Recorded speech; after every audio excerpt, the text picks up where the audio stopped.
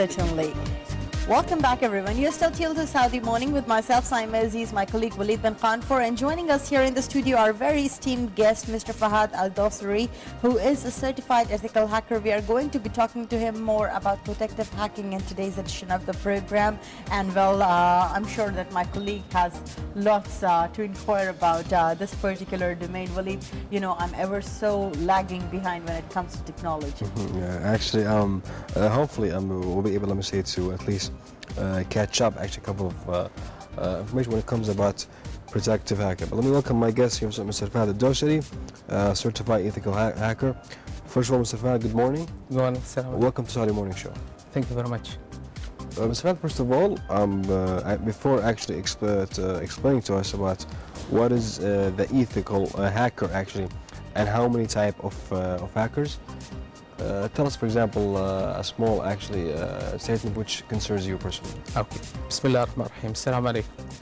Anyway, would you please allow me before I start to state an NDA clarification message?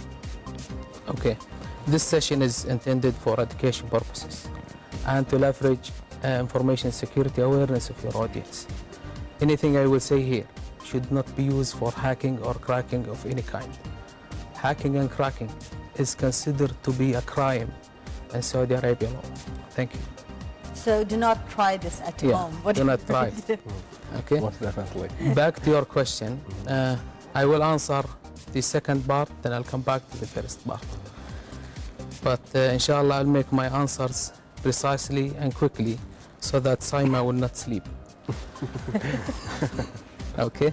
Now, in hacking community, hackers are classified on one of the following types based on their activities. We have black hats, and we have white hats, and we have gray hats, and we have the last one. We cannot say a red hat, otherwise will conflict with Linux operating system, Red Hat. And they call that fourth one as suicide hackers. Now briefly I will explain to you the difference between each category. The black hats, they use their skills for illegal and malicious acts, and most of the time they are involved in criminal actions or criminal activities. White hats, on the other hand, they use their hacking ability for countermeasures, security analysis, and defensive purpose. The gray hat, they are some kind of hybrid between white and black. This type, they always try to be legal. Sometimes they act good, sometimes not. They do hacking not for personal gaining or any malicious act. The last one is the suicide hackers, and this type is the most dangerous. They do anything to satisfy their causes, okay? And they attempt to sabotage on a large scale of infrastructure. Also, they can accept any consequences they will have after doing their activities. The first part of your question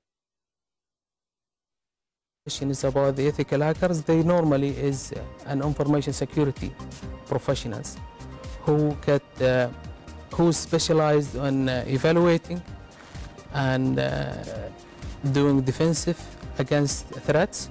Also, they possess a high skill of IT, and they use that skills to protect the computer system's integrity, not hurt them.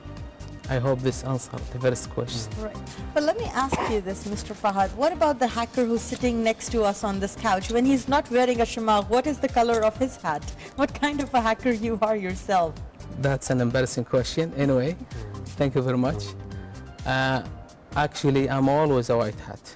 White hat? Yes. And unfortunately, today I get a red ghatra, and I promise you next time I'll bring a white one. But sometimes, when I'm involved in penetration testing, I'll have to interchange between white, black, and gray for the testing purposes. pretty interesting. I think if we ask also, what is the penetration test? Well, it's a kind of test done by an ethical hacker. Of course, not a hacker. If hacker is doing penetration test, he's doing something else. It's done by an ethical hacker. It's about measuring network security and defense. What the ethical hacker will do, he will simulate or attempt to simulate the methods that intruders will do to attack a network system and compromise them. Okay? Bear in mind, if I do this test has to be legally authorized and approved by the organization. Otherwise, I will just breach Saudi Arabia anti-cybercrime law, Article 3, Item 1, and Article 5, Item 2 and 3, which will lead me to be a jailbird for a while. Interesting. And what is, Mr. Fahad, as we're talking for our viewers as well, for many of the people who want to know as to how it is that they could possibly be saving themselves from hackers, protecting themselves from hackers, what is your advice to the people who are watching you? Okay. There is one point, it's the hacker's types. I'll leave it at the end if we still have time. But as a user, if he wants to protect himself, he should concentrate on two elements. One is the PC or the computer or laptop, and one is the internet source, which is your DC. For the PC, it's as a rule of thumb, you have to keep your operating system updated. You have to keep your software updated, especially Office. And you have to keep your antivirus, if you have one, up to date. Not only that, your antivirus, or you should perform at least a full scan of your system weekly. Frankly speaking, most of the people think when they get the ultra sophisticated antivirus, their machine is saved without performing any full scan. Because suppose you receive a file today and your database is not updated, your antivirus will not recognize this is infected with the virus. So if you don't do a full scan, so the virus will stay there forever. That's definitely an important, let me say, of course, advice. We know that, of course, as you mentioned, antiviruses, firewall, and other, let me say, applications, of course, to hopefully prevent hacking. But since we know that there's a thing called cookies, actually. Okay. Not the cookies that these nice chocolate chips cookies cook, Okay. but Before I get cookies. okay, before I get to the cookies, let me just go through the second element, which is the DCL. Okay, the router you have at home, there is 3 elements on that router. There is a lot of elements, but I will just go through 3 of them for the time. You have to take care of them. The first one is the SSID and the administrator password and the Wi-Fi encryption. You will have to rename your SSID for your router. And I mean by router is the device you use for internet. Because eventually Americans call it router, British call it router, and Arabs call it modems. So whatever you want to call it, it's your call. Anyway, you have to change the name of that router. Do not leave it as the default, because if you leave it as default, anybody passing by, he will be automatically connected to your network. And if that machine is connected to your network and get virus, the virus or worm will be moved to your network easily. The worst thing of that, if a hacker connected to your network, you just imagine what he can do. He can copy your file, delete your file, spy on your machine, use your machine to attack someone else to grab information for him. Even more scale, large scale, he use your machine to attack another network, and what they call it, distributed denial of service, and at the end, you're gonna be blamed. The most important thing a hacker is taking from your machine once he compromises it is the cookies. And the cookies, it's not like the cookies which your chef will do today, isn't it?